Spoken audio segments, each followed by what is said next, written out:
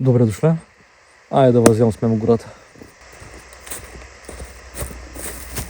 В момента и аз не знам къде се намирам. Близко сме от пътя и сме по кален път, черен път. Искам някъде да се отделя от пътя, да хванем някоя по-странична пътека и там да търсим вече къде ще пренощуваме.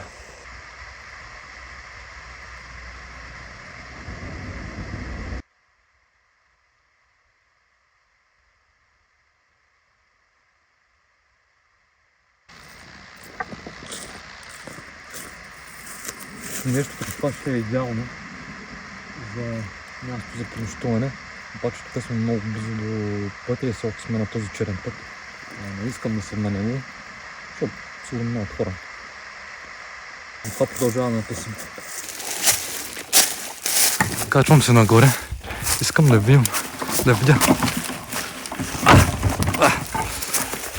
Искам да видя къде се намираме. Искам да скачам малко по-нависоко, за да локализираме терена, да видим къде какво има. Тук има едно огромно дърво. Искам да се видим, защото той изглежда, че е най-високата точка тук в района. Поне в момент.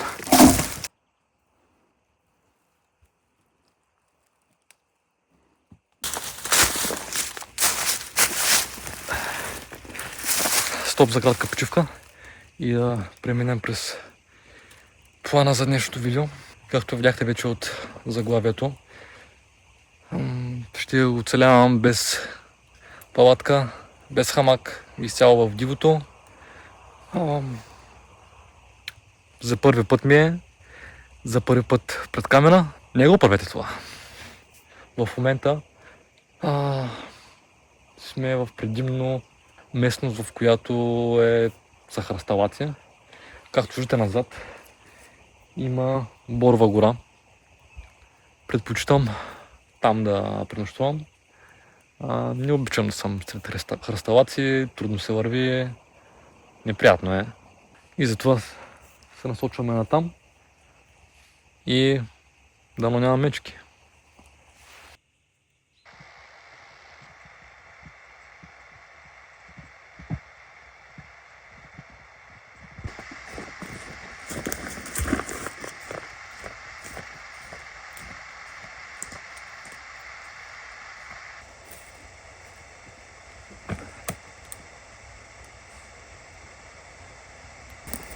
Вървя от почти 2 часа. Това, което ме притеснява, че не мога да намеря добро място за подслон, защото гората е смесена. Имам още около 5-6 часа няма светлина. Все още не съм почнал да си правя подслона и това ме притеснява. Има два варианта. Тази вечер или ще е много тежка за мен, или ще е наистина много тежка за мен.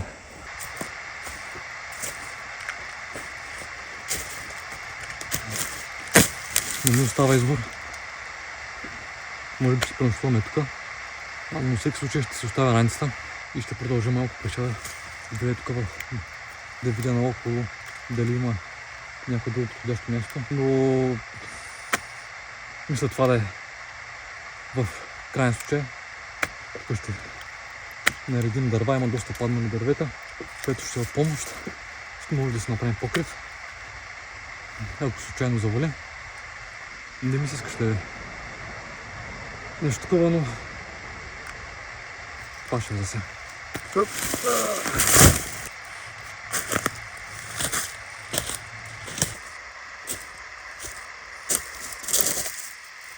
Мисля това да го нарека нашия дом за тази вечер. Доста по-приятно, има малко зеленинка, не е толкова депресиращо. Тъм да си взема чантата и да се захващаме за работа.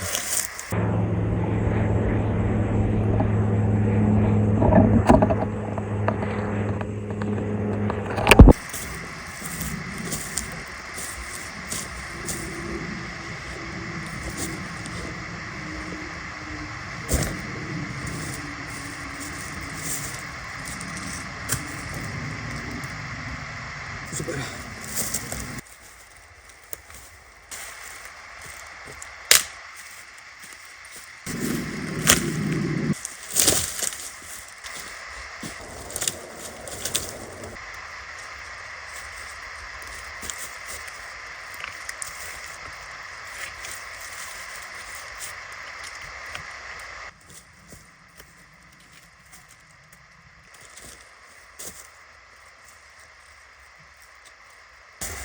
Ето това ще е горе-долу идеята. Ще е като малка клипка. Овенеш някъде тук пред нея. Но трябва да бързам, защото нямам почти никакво време. Като стане тъмно, ще е много трудно да търся дърва за огрев и за подслона. Така че действам.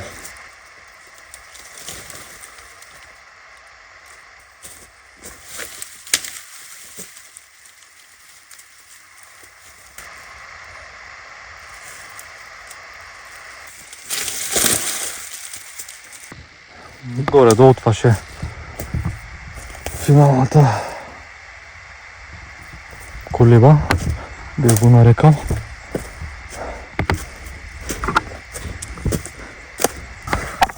Проблема е, че няма никаква изолация, която може да сложи на земята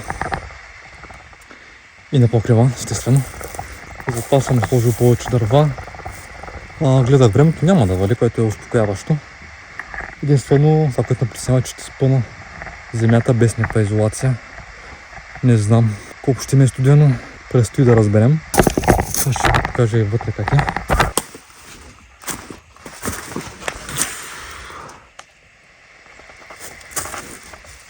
Доста е просторно.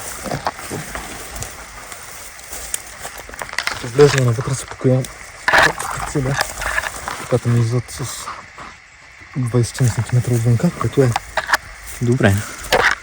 Но като виждате няма много покрив, но горе-долу. Друго се все пак да имаш нещо над главата. Почваме да съберем дърва за огрев. Почти няма 9, които са сухи. Това е едно от малко паднали, които е сухо. Всичко друго е мокро, влажно. Наскоро валя. И трудно да се намери дърва за огрев. Това е сухо. Почваме.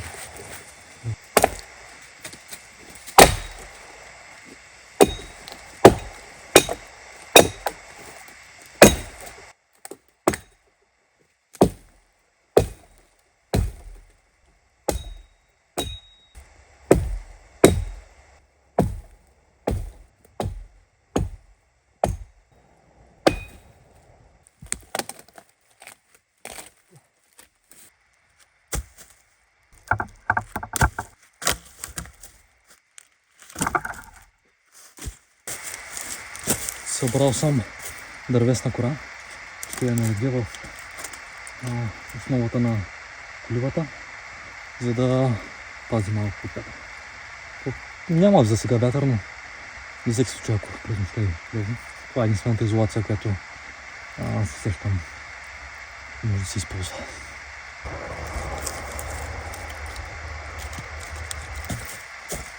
По принцип, по-логичното е да сложа кората отвътре, но на места има животинки и предпочитам да са малко по-далеч от мен.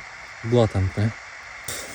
Бях видял малко по-нагоре две големи кори от дървета, обаче не ги взех. Сега се чудя дали отида да ги взема, но не знам, почти си.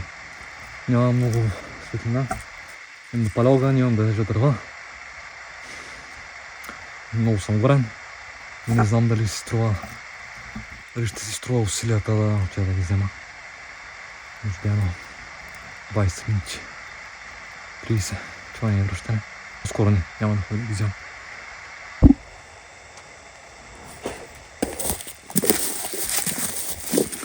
Влезнах вътре и видях, че има доста паяци. Оттам мънички паяци.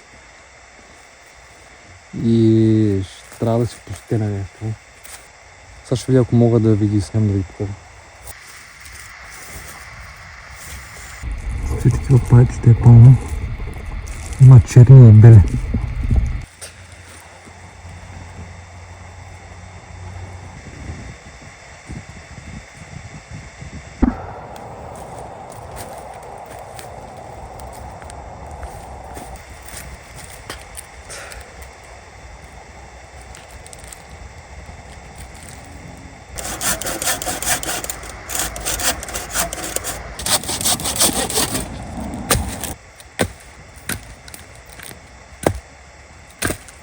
Време да хапнем. Там е второто хранене. Вече е 5 часа.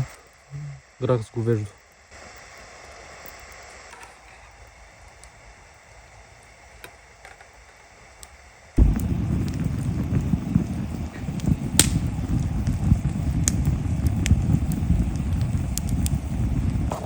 Така му хапнах, мисля да си почина малко.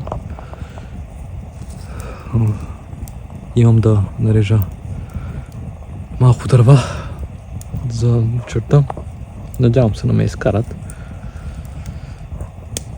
Иначе съм горе-долу по-голям себе си. Ще видим как ще изкараме вечерта.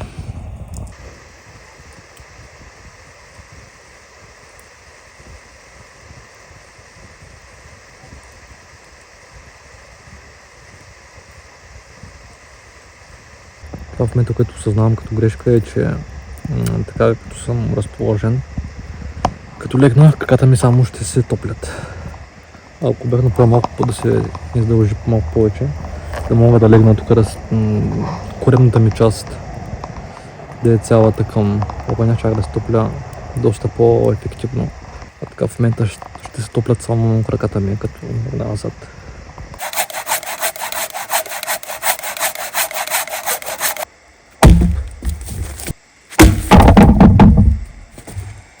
И последно дърво е готово. Повече няма да режем, мисля, че тези ще ме изкарат до края на вечерта. В момента е 4 градуса. Реших така да наредя дървета там, около огъня, поради няколко причини. Излезна съвсем лек вятър и когато огъня е напълно открит, много бързо започва да изгарят дървета. Огъня доста се засила. В момента не търся това, понеже е ограничено количество дърва. Това са, които са около огъня и тези. Това го правя с цел да ме изкарат до сутринта. И също така самите дървета играят ролята на малък буфер. Топлината се запазва в тази част. И още една причина. Самите дървета са много мокри, както виждате. Не много, но са си мокри и така доста изсъхват. Са надени по този начин. Няма опасно да се запалят, понеже са достатъчно далеч от самия огън и достатъчно близко, за да се топлят и когато се сложат в огъня, да се запалят почти мигновено. Често роднини, приятели, познати ме питат защо правиш тези клипове. Искаш да ставаш инфлуенсър ли? Искаш да изкарваш пари от тези клипове ли? Правя тези клипове, защото вярвам, че сме дошли на този свят да го оставим малко по-добър, както сме го заварили. В моите клипове искам да засегам нещо, което според мен доста често пренебрегваме. И това е, че почти никога или много рядко изказваме нашата благодарност към хората, които реално движат обществото. Това са полицаи, това са лекари, медицински работници, са учители, това са хората, които работят от чистотата, това са пожарникари и много други, за които със сигурност някой ще изпусна. Да, разбира се, гнили ябълки винаги ще има, но те са една много малка част. Проблемът е, че те в повечето случаи отнемат цялото внимание, а хората, които реално всеки ден полагат усилия и си вършат работата, остават в сянка. Затова чрез моите клипове искам това нещо да го променим. Аз сам няма да мога да го направя това. Мисля, че това е пример, който трябва да даваме. Нека аз да започна първи. С моя клип искам да кажа благодаря. Благодаря за търпението, благодаря за отговорността, благодаря за усилията, които полагате, за това, че сте там дори когато никой не ми го казва. Искам и вас да ви помоля, ако познавате такъв човек, или ако срещнете дори случайен работник на улицата, полицай, социален работник, пожарникар, да му кажете едно благодаря за вашите усилия. Това, макар и едно малко и елементарно действие от ваша страна, би направило деня на човека. Дори само един човек от вас да го направи, аз ще знам, че моята мисия е изпълнена. Това ще го направя като сегмент от всеки по-бъдещ клип. Да го наречем "Подари усмивка".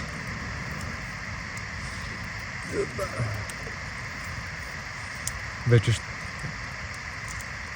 ще лягам, че стана доста късно. 9 часа. 4 градуса. Лека от мен е... Пожелайте ми късмет, някой паяк да не ми влезе в носа. Лека.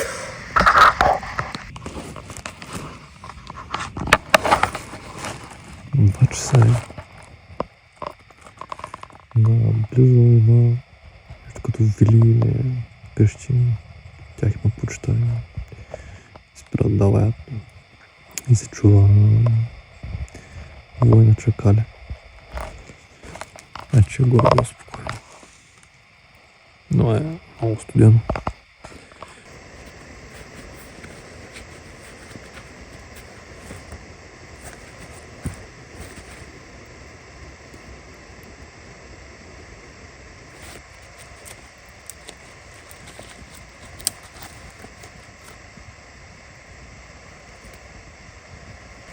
Толкова е студено. Влагата от земята направо изсмуква топлината от тебе.